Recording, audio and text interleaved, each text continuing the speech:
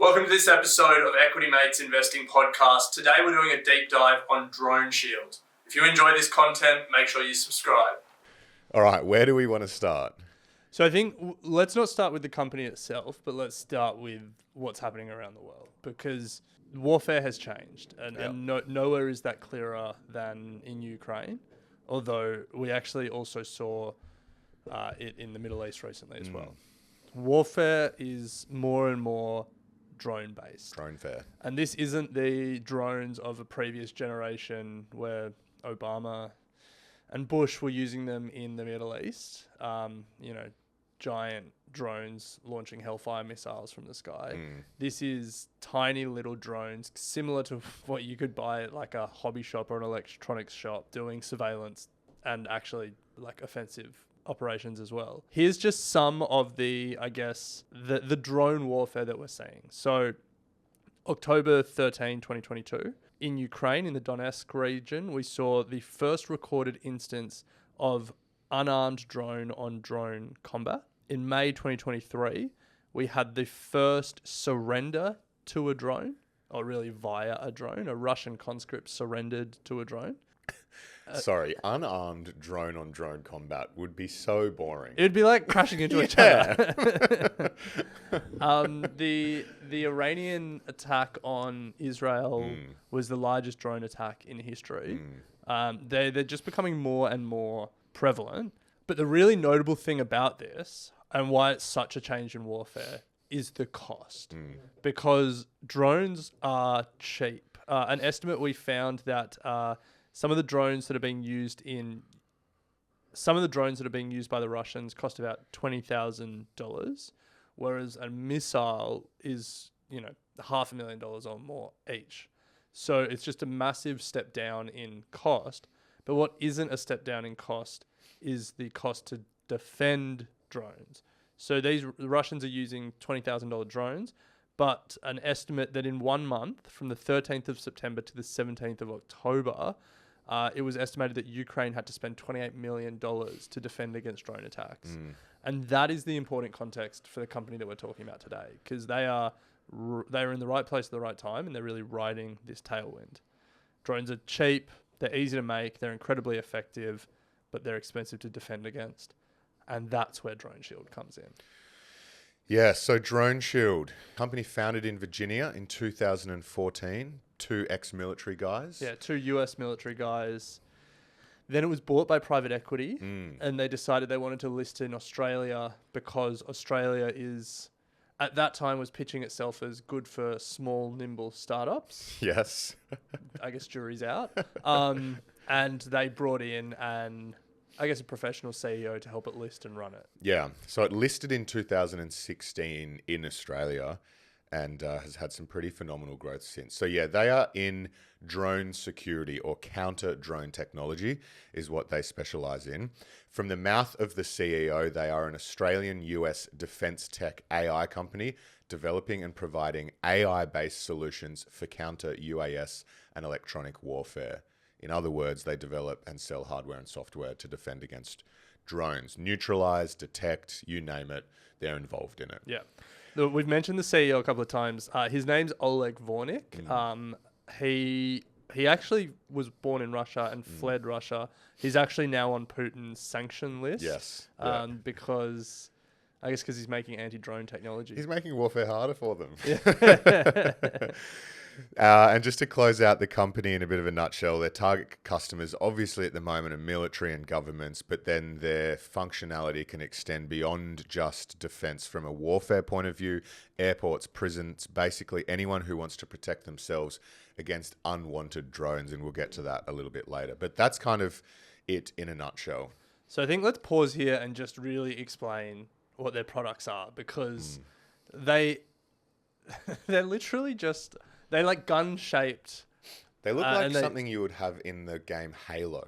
Yeah. They're like futuristic guns that don't shoot bullets, but instead shoot like electromagnetic radiation or like other things that block signals, which disrupts drones. Yes. Yeah. Yeah. So that's part of their... So they have kind of three product areas. That's in countermeasures, where they have what are called drone guns, which is, as Ren said, you essentially pointing it up to the sky. You're a soldier or whoever it may be at the airport, wanting to prison, shooting some form of, radio wave disruptor into the sky at these drones. Yep. So that's the countermeasure. And then they also have detection and identification systems. So the first detection systems, radar, radio frequency signals to actually identify drones. And then they have systems that help to actually identify good drone versus bad drone, authorized versus unauthorized. At the end of the day, you don't want to be shooting down your own drones if you need them in. True, yeah. So you can't just need jam them up there. You can't just jam like all electromagnetic signals. Otherwise everything falls out of the sky. Yeah, that's interesting. Yeah. So let's talk about it as a business. And I guess the addressable market is obviously large and growing. The estimate we found was $10 billion as a worldwide addressable market. But I reckon that if you looked at an estimate from 2022 compared to 2024, wildly different just because the paradigm is shifting. Growth, yeah. Obviously, it's growing. Obviously, current geopolitical tension is good for defense manufacturers, and this is a defense manufacturer. It may not be the size or the scale of RTX or Lockheed, but it's driven by the same forces. Yeah. The company reports that their sales pipeline is worth more than $500 million. And that's notable because in 2023, it did $16 million in revenue. In 2022, it did $16 million. In 2023, it did $55 million. Massive growth. But if it's got a sales pipeline worth more than $500 million, you can see that that'll keep it going for a little while. It reports that $500 million sales pipeline is across 90 qualified projects at different stages with various government customers, and then $27 million of that is currently being fulfilled. Yeah, and so I think the important thing as well, if you're looking at the addressable market, is 75% of their revenue comes from defense at the moment. And so when you're looking at how they're pitching the next few years, they see huge opportunity in civilian things. So like airports is a massive opportunity. I call bullshit. What do you mean? I reckon that 75 mix won't shift massively. I mean, it's just an opportunity though. Yeah. So what if it doesn't shift? But it's just like the Australian government has priority over Sydney Airport. Well, why can't they do both? Because they have their biggest constraint would be capacity, would be manufacturing capacity. Yeah, I don't think they're saying that. Anyway, you know what I'm saying. You can tell Oleg it's bullshit. Yeah. But look, there's opportunity beyond defense, I think, is the important part when looking at something like this. Critical infrastructure. Prisons is one that they always mention, and I guess it's because people are dropping in, illicit substances and all sorts of things from drones from the top. So stadiums, so it's a fascinating company and one that has really been able to solidify pretty decent market share. Yeah. So looking at the financials, it's a pretty incredible story, as I sort of touched on before. $55 million, up from $16 million the year before, up from 10 the year before that, up from 5 the year before that. So if people are doing their maths in their head, that's an above 50% growth rate each of those years. Wow. It's profitable. It was profitable last year, 9.3 million. It wasn't profitable any year before that. The growth rate is pretty incredible. The question is how fast it will, what comes next. But as I said earlier, it feels like the only constraint is manufacturing processes. I think we've been pretty positive about this company so far.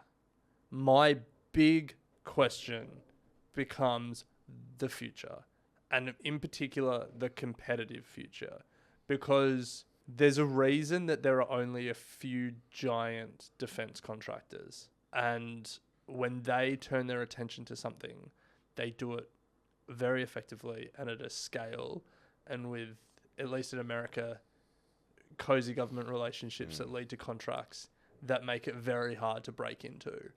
And so this probably hasn't been a strategic priority for Raytheon or Lockheed or General Dynamics or any of the other big guys. And the question becomes, as the nature of warfare changes, this focus will change.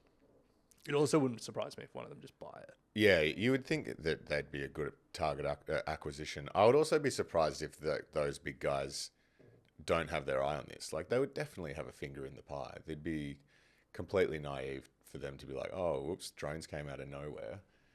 So, I think I would be surprised if this isn't already something that they're doing, you know? It's just like the business opportunity here hasn't been massive until recently. True. Like how much money is there in it? True. Yeah. Yeah.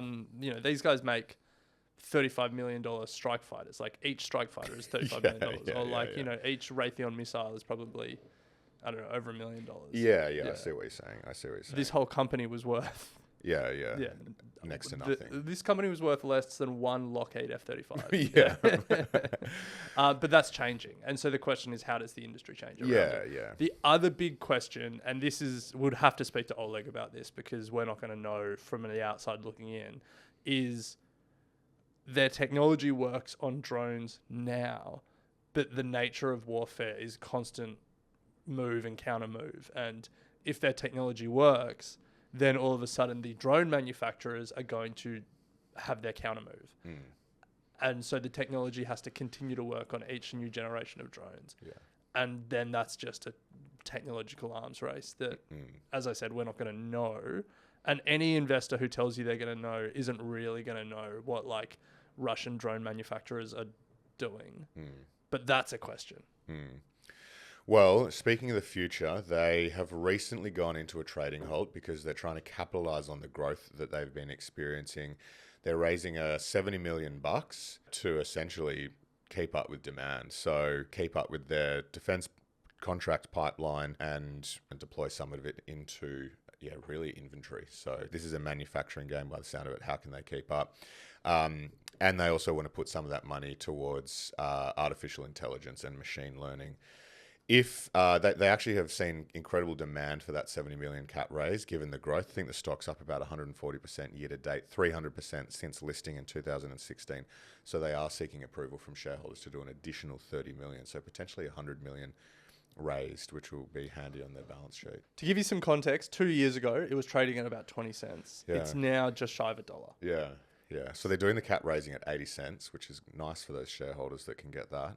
But yeah, it's come off a bit, but it's done incredibly well. Yeah. I want to leave you with one interesting fact to sort of give you a sense of where Droneshield sits in the priorities of, I guess, the Ukrainian government and sort of like their importance. Yep. October 2023, Australia gave Ukraine a $20 million aid package. 20 million. Yeah. That's it? That's it. What? Kind of pales in comparison to the 60 bill that's going from the US. Whoa. But of that 20 million aid package, 10.4 million was Droneshield equipment. Wow. Yeah. So there's not a lot that we can contribute. Wait, we gave 10 million of our own Droneshield equipment, is what you're saying? No, so all these aid packages are really just... Like, go and spend on this. No, it's not even that. It's like the US government gives a $60 billion aid package, but really what they do is they take $60 billion from the US government coffers and pay US defense contractors who then deliver the weapons to who need it. Yeah. And so like in this instance, it would have just been like the Australian government bought $10.4 billion worth of Droneshield equipment for Send Ukraine it and shipped it over. Yeah. Wow. So it's literally being used today. Like this isn't theoretical. This is in use. It's a pretty incredible story.